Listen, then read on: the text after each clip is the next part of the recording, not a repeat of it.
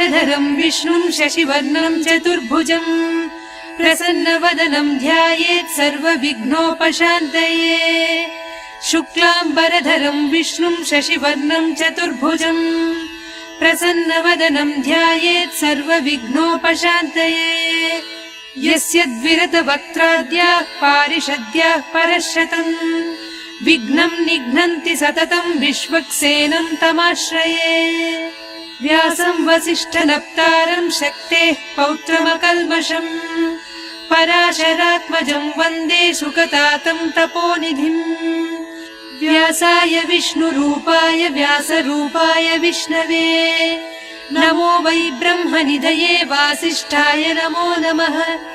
अविकाराय शुद्धाय नित्याय परमात्मने सदैकरूपरूपाय विष्णवे सर्वजिष्णवे। यस्य स्मरणमात्रेण जन्म संसारबन्धनात् विमुच्यते नमस्तस्मै विष्णवे प्रभविष्णवे। ॐ नमो विष्णवे प्रभविष्णवे।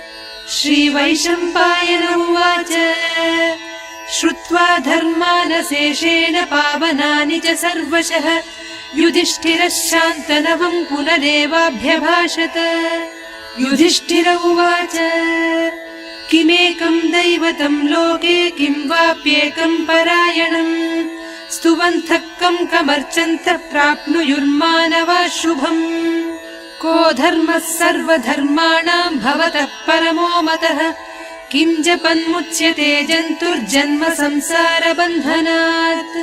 श्रीभीष्म उवाच जगत्प्रभुं देवदेवमनन्तं पुरुषोत्तमम् स्तुवन्नाम सहस्रेण पुरुषः सततोत्थितः तमेव चार्चयन् नित्यं भक्त्या पुरुषमव्ययम् ध्यायन् स्तुवन् नमस्यंश्च यजमानस्तमेव च। अनादिनिधनं विष्णुं सर्वलोकमहेश्वरम् लोकाध्यक्षं स्तुवन् नित्यं सर्वदुःखादिगो भवेत्। ब्रह्मण्यं सर्वधर्मज्ञं लोकानां कीर्तिवर्धनम् लोकनाथं महद्भूतं सर्वभूतभवोद्भवम्। एष मे सर्वधर्माणां धर्मोऽधिकतमो मतः यद्भक्त्या पुण्डरीकाक्षं स्तवैरर्चेन्नरः सदा।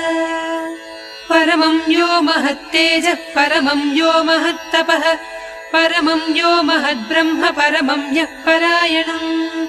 पवित्राणां पवित्रं यो मङ्गलानां च मङ्गलम् दैवतं देवतानां च भूतानां यो व्ययः पिता। यतः सर्वाणि भूतानि भवन्त्यादियुगागमे यस्मिंश्च प्रलयं यान्ति पुनरेव युगक्षये। तस्य लोकप्रधानस्य जगन्नाथस्य भूपते विष्णोर्नाम सहस्रं मे शृणु पापभयापहम्। यानि नामानि गौणानि विख्यातानि महात्मनः ऋषिभिः परिगीतानि तानि वक्ष्यामि भूतये। ऋषिर्नाम्नां सहस्रस्य वेदव्यासो महामुनिः छन्दोनुष्टुप् तथा देवो भगवान् देवकीसुतः। अमृतांशूद्भवो बीजं शक्तिर्देवकीनन्दनः त्रिसामा हृदयं तस्य शान्त्यर्थे विनियुज्यते। विष्णुं जिष्णुं महाविष्णुं प्रभविष्णुं महेश्वरम् अनेकरूपदैत्यान्तं नमामि पुरुषोत्तमम्। अस्य श्रीविष्णोर्दिव्यसहस्रनामस्तोत्रमहामन्त्रस्य श्रीवेदव्यासो भगवान् ऋषिः अनुष्ठुप् छन्दः। श्रीमहाविष्णुः परमात्मा श्रीमन्नारायणो देवता अमृतांशोद्भवो भानुरिति बीजम् देवकीनन्दनः स्रष्टेति शक्तिः उद्भवः क्षोभणो देव इति परमो मन्त्रः शङ्खभृन्नन्दकी चक्रेति कीलकम् शार्ङ्गधन्वा गदाधर इत्यस्त्रम् रथाङ्गपाणिरक्षोभ्य इति नेत्रम् त्रिसामा सामगः सामेति कवचम् आनन्दम् परब्रह्मेति योनिः ऋतुः सुदर्शनः काल इति दिग्बन्धः श्रीविश्वरूप इति ध्यानम् श्रीमहाविष्णुप्रीत्यर्थे सहस्रनाम जपे विनियोगः। ध्यानम् क्षीरोदन्वत्प्रदेशे शुचिमणिविलसत्सैकते मौक्तिकानाम् माला क्लुप्तासनस्थस्फटिकमणिनिभैर्मौक्तिकैर्मण्डिताङ्गः शुभ्रैरभ्रैरदभ्रैरुपरि विरचितैर्मुक्तपीयूषवर्षैः आनन्दीनः पुनीयादरिनलिन गदा शङ्खपाणिर्मुकुन्दः भूः पादौ यस्य नाभिर्वियदसुरनिलश्चन्द्रसूर्यौ च नेत्रे कर्णावासाः शिरोद्यौर्मुखमपि दहनो यस्य वास्तेयमब्धिः अन्तस्थम् यस्य विश्वम् सुरनरखगो भोगि गन्धर्वदैत्यैः चित्रम् रम्यते तम् त्रिभुवन वपुषम् विष्णुमीशम् नमामि। ॐ नमो भगवते वासुदेवाय। शान्ताकारम् भुजगशयनम् पद्मनाभम् सुरेशम् विश्वाकारम् गगनसदृशम् मेघवर्णम् शुभाङ्गम् लक्ष्मीकान्तम् कमलनयनम् योगिहृद्ध्यानगम्यम् वन्दे विष्णुम् भवभयहरम् सर्वलोकैकनाथम् मेघश्यामम् पीतकौशेयवासम् श्रीवत्साङ्कम् कौस्तुभोद्भासिताङ्गम् पुण्योपेतम् पुण्डरीकायताक्षम् विष्णुम् वन्दे सर्वलोकैकनाथम् नमः समस्तभूतानामादिभूताय भूघृते अनेकरूपरूपाय विष्णवे प्रभविष्णवे सशङ्खचक्रम् सकिरीटकुण्डलम् सपीतवस्त्रम् सरसीरुहेक्षणम् सहारवक्षस्थलशोभिकौस्तुभम् नमामि विष्णुम् शिरसा चतुर्भुजम् छायायाम् पारिजातस्य हेमसिंहासनोपवी आसीनमम्बुदस्याममायताक्षमलङ्कृतम् चन्द्राननम् चतुर्बाहुम् श्रीवत्साङ्कितवक्षसम् रुक्मिणी सत्यभामाभ्याम् सहितम् कृष्णमाश्रये।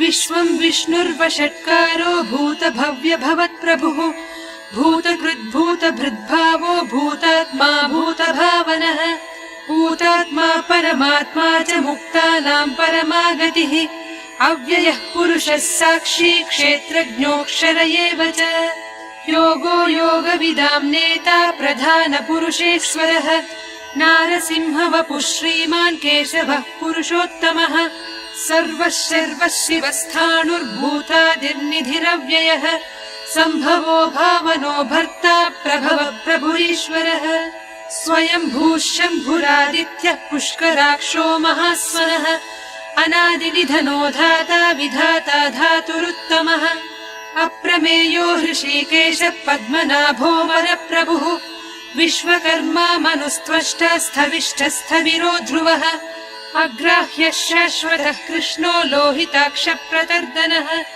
प्रभूतस्त्रिककुब्धाम पवित्रम् मङ्गलम् परम् ईशानः प्राणदः प्राणो ज्येष्ठः श्रेष्ठः प्रजापतिः हिरण्यगर्भो भूगर्भो माधवो मधुसूदनः ईश्वरो विक्रमी धन्वी मेधावी विक्रमक्रमः अनुत्तमो दुराधर्षः कृतज्ञः कृतिरात्मवान् सुरेशः शरणम् शर्म विश्वरेताः प्रजाभवः अहः संवत्सरो व्याळः प्रत्ययः सर्वदर्शनः अजः सर्वेश्वरः सिद्धः सिद्धिः सर्वादिरच्युतः वृषाकपिरमेयात्मा सर्वयोगविनिःश्रुतः वसुर्वसुमनाः सत्यः समात्मा संमितः समः अमोघः पुण्डरीकाक्षो वृषकर्मा वृषाकृतिः रुद्रो बहुशिरा बभ्रुर्विश्वयोनिः शुचिश्रवाः अमृतः शाश्वतस्थाणुर्वरारोहो महातपाः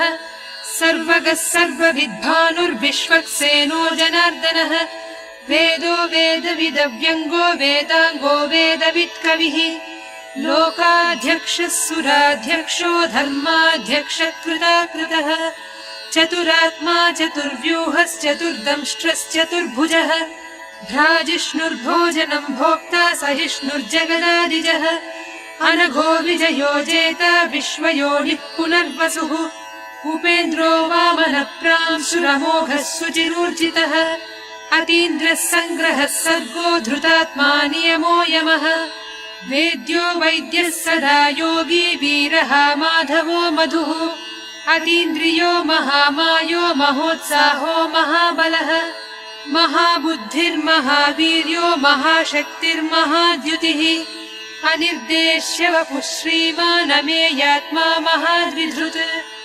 महेश्वासो महीभर्ता श्रीनिवासः सताङ्गतिः अनिरुद्धः सुरानन्दो गोविन्दो गोविदाम्बरिः मरीचिर्दमनोहंसः सुवर्णो भुजगोत्तमः हिरण्यनाभः सुतपाः पद्मनाभः प्रजापतिः अमृत्युः सर्वदृक्सिंहः सन्धाता सन्धिमान् स्थिरः अजो दुर्मर्षणः शास्ता विश्रुतात्मा सुरारिः गुरुर्गुरुतमो धाम सत्यः सत्यपराक्रमः निमिषो निमिषस्रग्वी वाचस्पतिरुदारधीः अग्रणीर्ग्रामणी श्रीमान् न्यायो नेता समीरणः सहस्रमूर्धा विश्वात्मा सहस्राक्षः सहस्रपात् आवर्तनो निवृत्तात्मा संवृतः सम्प्रमर्दनः अहः संवर्तको वह्निरनिलो धरणीधरः सुप्रसाद प्रसन्नात्मा विश्वसृड्विश्वभुग्विभुः सत्कर्ता सत्कृतः साधुर्जह्नुर्नारायणो नरः असङ्ख्येयो प्रमेयात्मा विशिष्टः शिष्टकृच्छुचिः सिद्धार्थः सिद्धसङ्कल्पः सिद्धिदः सिद्धिसाधनः वृषाही वृषभो विष्णुर्वृषपर्वा वृषोदरः वर्धनो वर्धमानश्च विविक्तः श्रुतिसागरः सुभुजो दुर्धरो वाग्मी महेन्द्रो वसुदो वसुः नैकरूपो बृहद्रूपः सिपिविष्टप्रकाशनः ओजस्तेजोद्युतिधरः प्रकाशात्मा प्रतापनः रुद्धस्पष्टाक्षरो मन्त्रश्चन्द्रांशुर्भास्करद्युतिः अमृतांशूद्भवो भानुः शशबिन्दुः सुरेश्वरः औषधम् जगतः सेतुः सत्यधर्मपराक्रमः भूतभव्यभवन्नाथः पवनः पावनो नरः कामः कामकृत्कान्तः कामः कामप्रदप्रभुः युगादिकृत्युगावर्तो नैकमायो महाशनः अदृश्यो व्यक्तरूपश्च सहस्रजिदनन्तजित् इष्टो विशिष्टः शिष्टेष्टः शिखण्डी नहुषो वृषः क्रोधः क्रोधकृत्कर्ता विश्वबाहुर्महीधरः अच्युत प्रथितः प्राणः प्राणदो वासवानुजः अपाम् निधिरधिष्ठानमप्रमत्त प्रतिष्ठितः स्कन्द स्कन्दधरो धुर्यो वरदो वायुवाहनः वासुदेवो बृहद्भानुरादिदेवः पुरन्दरः अशोकस्तारणस्तारः शूरः शौरिज्जनेश्वरः अनुकूलः शतावर्तः पद्मी पद्मनिभेक्षणः पद्मनाभोरविन्दाक्षः पद्मगर्भः शरीरभृत् महर्धिर्वृद्धो वृद्धात्मा महाक्षो गरुडध्वजः अतुलः शरभो भीमः समयज्ञो हविर्हरिः सर्वलक्षणलक्षण्यो लक्ष्मीवान् समितिञ्जयः विक्षरो रोहितो मार्गो हेतुर्दामोदरः सः महीधरो महाभागो वेगवानमिताशनः उद्भवः क्षोभणो देवः श्रीगर्भः परमेश्वरः करणम् कारणम् कर्ता विकर्ता गहनो गुहः व्यवसायो व्यवस्थानः संस्थानस्थानदो ध्रुवः परर्धिः परमस्पष्टः तुष्टः पुष्टः सुभेक्षणः रामो विरामो विरतो मार्गो नेयो नयो नयः वीरः शक्तिमताम् श्रेष्ठो धर्मो धर्मविदुत्तमः वैकुण्ठः पुरुषः प्राणः प्राणद प्रणव पृथुः हिरण्यगर्भः शत्रुघ्नो व्याप्तो वायुरधोक्षजः ऋतुः सुदर्शनः कालः परमेष्ठी परिग्रहः उग्रः संवत्सरो दक्षो विश्रामो विश्वदक्षिणः विस्तारस्थावरस्थाणुः प्रमाणम् बीजमव्ययम् अर्थोऽनर्थो महाकोशो महाभोगो महाधनः अनिर्विण्णस्थविष्ठो भूर्धर्मयूपो महामखः नक्षत्रनेमिर्नक्षत्री क्षमक्षामः समीहनः यज्ञयुज्यो महेज्यश्च क्रतुः सत्रम् सताङ्गतिः सर्वदर्शी विमुक्तात्मा सर्वज्ञो ज्ञानमुत्तमम् सुव्रतः सुमुखः सूक्ष्मः सुघोषः सुखदः सुहृत् मनोहरोजितक्रोधो वीरबाहुर्विदारणः स्वापनः स्ववशो व्यापी नैकात्मा नैककर्मकृत् वत्सरो वत्सलो वत्सी रत्नगर्भो धनेश्वरः धर्मगुब्धर्मकृद्धर्मी सदसत्क्षरमक्षरम् अविज्ञाता सहस्रांशुर्विधाता कृतलक्षणः गभस्तिनेमिः सत्त्वस्थः सिंहो भूतमहेश्वरः आदिदेवो महादेवो देवेशो देवभृद्गुरुः उत्तरो गोपतिर्गोप्ता ज्ञानगम्यः पुरातनः शरीरभूतभृद्भोक्ता कपीन्द्रो भूरि दक्षिणः सोमपोमृतपः सोमः पुरुजित्पुरुषत्तमः विनयो जयः सत्यसन्धो दाशार्हः सात्वताम् पतिः जीवो विनयिता साक्षी मुकुन्दोमितविक्रमः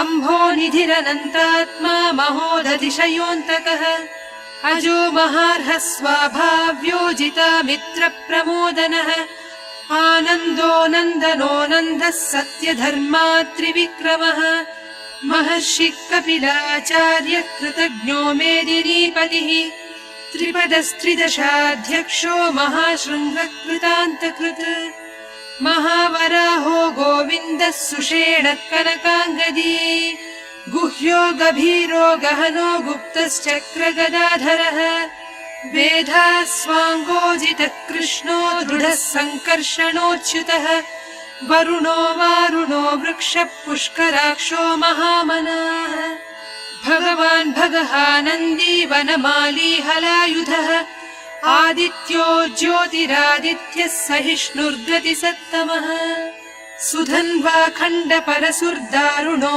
द्रविणप्रदः दिवि स्पृक् सर्वदृग्व्यासो वाचस्पतिरयो निजः त्रिसामासामगः सामनिर्वाणम् भेषजम्भिषक् सन्न्यासकृच्छमः शान्तो निष्ठा शान्तिपरायणम् शुभाङ्गः शान्तिदः स्रष्टा कुमुदः कुवलेशयः गोहितो गोपतिर्गोप्ता वृषभाक्षो वृषप्रियः अनिवर्ती निवृत्तात्मा संक्षेप्ता क्षेमकृच्छिवः श्रीवत्सवक्षा श्रीवासः श्रीपतिः श्रीमताम्बरः श्रीधः श्रीशः श्रीनिवासः श्रीनिधिः श्रीविभावनः श्रीधरः श्रीकरः श्रेयः श्रीमान् लोकत्रयाश्रयः स्वक्षः स्वङ्गः शतानन्दो नन्दिर्ज्योतिर्गणेश्वरः विजितात्मा विधेयात्मा सत्कीर्तिश्छिन्न संशयः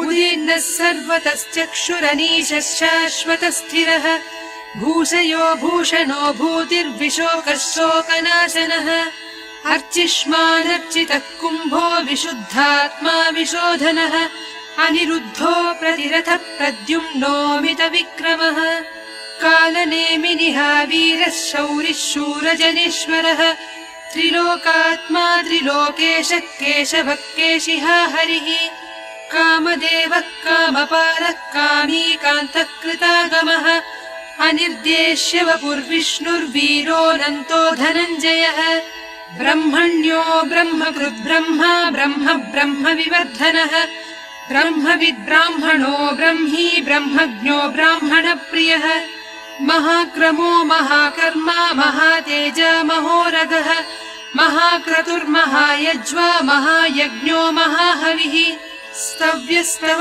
प्रियस्तोत्रम् स्तुतिस्तोतारणप्रियः पूर्णः पूरयिता पुण्यः पुण्यकीर्तिरनामयः मनोजवस्तीर्थकरो वसुरेता वसुप्रदः वसुप्रदो वासुदेवो वसुर्वसुमनाहविः सद्गतिः सत्कृतिः सत्ता सद्भूतिः सत्परायणः शूरसेनो यदुश्रेष्ठः सन्निवासः सुयामुनः भूतावासो वासुदेवः सर्वासु निलयो नलः दर्पः दर्पदो दृप्तो दुर्धरोधापराजितः विश्वमूर्तिर्महामूर्तिर्दीप्तमूर्तिरमूर्तिमान् अनेकमूर्तिरव्यक्तः शतमूर्तिः शताननः एकोनैकः स भक्तः किं यत्तत्पदमनुत्तमम् लोकबन्धुर्लोकनाथो माधवो भक्तवत्सलः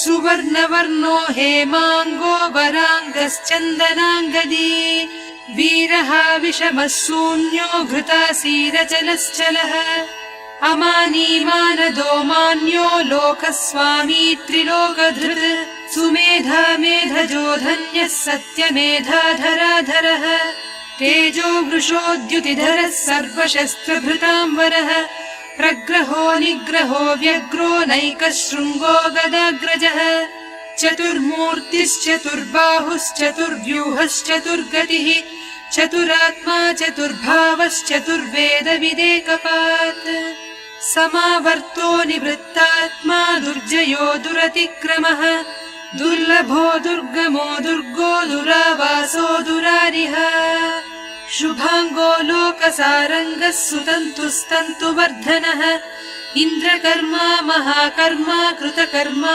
कृतागमः उद्भवः सुन्दरः सुन्दो रत्ननाभः सुलोचनः अर्को वाजसनः शृङ्गी जयन्तः सर्वविजयी सुवर्णबिन्दुरक्षोभ्यः सर्ववागीश्वरेश्वरः महाह्रदो महागर्तो महाभूतो महानिधिः कुमुदः कुन्दरः कुन्दः पर्जन्यः पावनोऽनिलः अमृतांशोऽमृतवपुः सर्वज्ञः सर्वतोमुखः सुलभः सुव्रतः सिद्धः शत्रुजिच्छत्रुतापनः न्यग्रोधोदुम्बरो श्वत्थश्चाणूरान्ध्रनिषूदनः सहस्रार्चिः सप्तजिह्वः सप्तैधाः सप्तवाहनः अमूर्तिरनघो चिन्त्यो भयकृद्भयनाशनः अणुर्बृहत्कृशस्थूलो गुणभृन्निर्गुणो महान् अधृतस्वधृतस्वास्य प्राग्वंशो वंशवर्धनः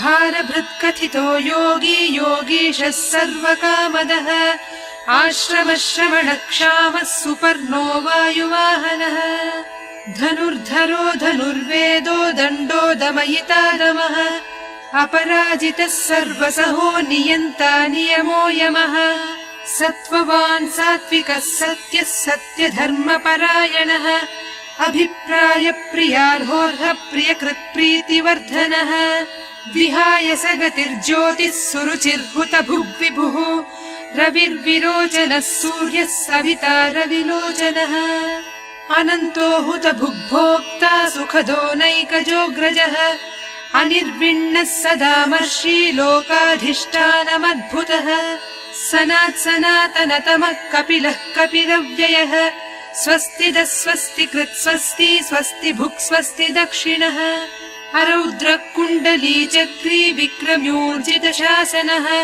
शब्दातिगः शब्दसः शिशिरः शर्वरीकरः अक्रूरपेशलो दक्षो दक्षिणः क्षमिणां वरः विद्वत्तमो वीतभयः पुण्यश्रवणकीर्तनः उत्तारणो दुष्कृतिः पुण्यो दुःस्वप्ननाशनः वीरः रक्षणः सन्तो जीवनं पर्यवस्थितः अनन्तरूपोऽनन्तः श्रीर्जितमन्युर्भयापहः चतुरश्रो गभीरात्मा विदिशो व्यादिशो दिशः अनादिर्भूर्भुवो लक्ष्मी सुवीरो रुचिराङ्गदः जननो जनजन्मादिर्भीमो भीमपराक्रमः आधारनिलयो धाता पुष्पहासप्रजागरः ऊर्ध्वगः सत्पथाचारः प्राणदप्रणवप्पणः प्रमाणं प्राणनिलय प्राणभृत्प्राणजीवनः तत्त्वं तत्त्वविदेकात्मा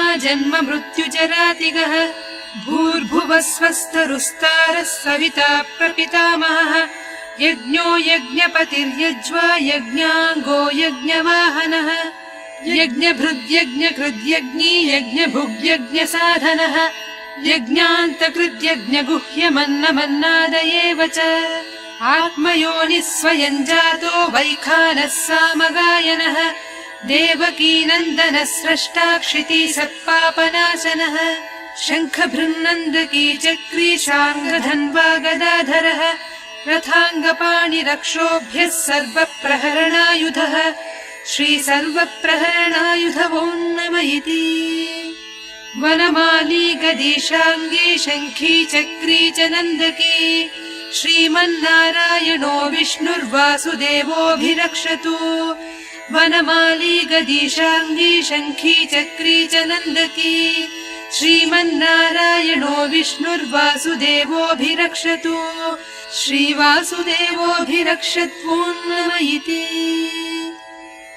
इतीदं कीर्तनीयस्य केशवस्य महात्मनः नाम्नां सहस्रं दिव्यानामशेषेण प्रकीर्तितम्। य इदं शृणुयान्नित्यं यश्चापि परिकीर्तयेत् नाशुभं प्राप्नुयात् किञ्चित् सोमुत्रेह च मानवः। वेदान्तगो ब्राह्मणः स्यात् क्षत्रियो विजयी भवेत् वैश्यो धनसमृद्धः स्यात् शूद्रः सुखमवाप्नुयात्। धर्मार्थी प्राप्नुयात् धर्ममर्थार्थी चार्थमाप्नुयात्। कामानवाप्नुयात् कामी प्रजार्थी चाप्नुयात् प्रजाः। भक्तिमान् यः सदोत्थाय शुचिस्तद्गतमानसः सहस्रं वासुदेवस्य नाम्नामेतत् प्रकीर्तयेत्। यशः प्राप्नोति विपुलं याति प्राधान्यमेव च अचलां श्रियमाप्नोति श्रेयः प्राप्नोत्यनुत्तमम्। न भयं क्वचिदाप्नोति वीर्यं तेजश्च विन्दति भवत्यरोगो द्युतिमान् बलरूपगुणान्वितः। रोगार्तो मुच्यते रोगात् बद्धो मुच्येत बन्धनात् भयान्मुच्येत भीतस्तु मुच्येतापन्नापदः। दुर्गाण्यतितरत्यासु पुरुषः पुरुषोत्तमम् स्तुवन्नाम सहस्रेण नित्यं भक्तिसमन्वितः। वासुदेवाश्रयो मर्त्यो वासुदेवपरायणः सर्वपापविशुद्धात्मा याति ब्रह्म सनातनम्। न वासुदेव भक्तानामशुभं विद्यते क्वचित् जन्म मृत्युजरा व्याधि भयं नैवोपजायते। इमं स्तवमधीयानः श्रद्धा भक्तिसमन्वितः युज्येतात्मा सुखक्षान्ति श्रीधृति स्मृतिकीर्तिभिः। न क्रोधो न च मात्सर्यं न लोभो नाशुभामतिः भवन्ति कृतपुण्यानां भक्तानां पुरुषोत्तमे। द्यौः स चन्द्रार्कनक्षत्रं खं दिशो भूर्महोदधिः वासुदेवस्य वीर्येण विधृतानि महात्मनः। ससुरासुरगन्धर्वं स यक्षोरगराक्षसम् जगद्वसे वर्तदेदं कृष्णस्य सचराचरम्। इन्द्रियाणि मनोबुद्धिः सत्त्वं तेजो बलं धृतिः वासुदेवात्मकान्याहुः क्षेत्रं क्षेत्रज्ञ एव च। सर्वागमानामाचार प्रथमं परिकल्पितः आचारप्रभवो धर्मो धर्मस्य प्रभुरच्युतः। ऋषयः पितरो देवा महाभूतानि धातवः जङ्गमाजङ्गमं चेदं जगन्नारायणोद्भवम्। योगो ज्ञानं तथा साङ्ख्यं विद्या शिल्पादिकर्म च वेदाः शास्त्राणि विज्ञानमेतत् सर्वं जनार्दनात्। एको विष्णुर्महद्भूतं पृथग्भूतान्यनेकशः त्रीन् लोकान् व्याप्य भूतात्मा भुङ्क्ते विश्वभुगव्ययः। इमं स्तवं भगवतो विष्णोर्व्यासेन कीर्तितम् पठेद्य इच्छेत् पुरुषः श्रेयः प्राप्तुं सुखानि च। विश्वेश्वरमजं देवं जगतः प्रभुमव्ययम् भजन्ति ये पुष्कराक्षं न ते यान्ति पराभवम् न ते यान्ति पराभवम् नम इति। अर्जुन उवाच पद्मपत्र विशालाक्ष पद्मनाभसुरोत्तम भक्तानामनुरक्तानां त्राता भव जनार्दन। श्रीभगवानुवाच यो मां नाम सहस्रेण स्तोतुमिच्छति पाण्डव सोऽहमेकेन श्लोकेन स्तुत एव न संशयः। स्तुत एव न संशयो नम इति। व्यास उवाच वासनाद्वासुदेवस्य वासितं ते जगत्त्रयम् सर्वभूतनिवासोऽसि वासुदेव नमोऽस्तु ते। श्रीवासुदेव नमोऽस्तु तवो नम इति। पार्वत्युवाच केनोपायेन लघुना विष्णोर्नाम सहस्रकम् पठ्यते पण्डितैर्नित्यम् श्रोतुमिच्छाम्यहम् प्रभो। ईश्वर उवाच श्रीराम राम रामेति रमे रामे मनोरमे सहस्रनाम तत्तुल्यम् राम नाम वरानने। श्रीराम राम रामेति रमे रामे मनोरमे सहस्रनाम तत्तुल्यम् राम नाम वरानने। श्रीराम राम रामेति रमे रामे मनोरमे सहस्रनाम तत्तुल्यम् राम नाम वरानने। श्रीराम नाम वरानन वो नम इति। ब्रह्मोवाच नमोऽस्मरन्ताय सहस्रमूर्तये सहस्रपादाक्षि शिरोरुबाहवे सहस्रनाम्ने पुरुषाय शाश्वते सहस्रकोटियुगधारिणे नमः। सहस्रकोटियुगधारिण वो नम इति। सञ्जय उवाच यत्र योगेश्वर कृष्णो यत्र पार्थो धनुर्धरः तत्र श्रीर्विजयो भूतिर्ध्रुवा नीतिर्मतिर्मम। श्रीभगवानुवाच अनन्याश्चिन्तयन्तो माम् ये जनाः पर्युपासते तेषाम् नित्याभियुक्तानाम् योगक्षेमम् वहाम्यहम्। परित्राणाय साधूनाम् विनाशाय च दुष्कृताम् धर्म संस्थापनार्थाय सम्भवामि युगे युगे। आर्ता विषण्णाः शिथिलाश्च भीताः घोरेषु च व्याधिषु वर्तमानाः संकीर्त्य नारायण शब्दमात्रम् विमुक्त दुःखाः सुखिनो भवन्ति।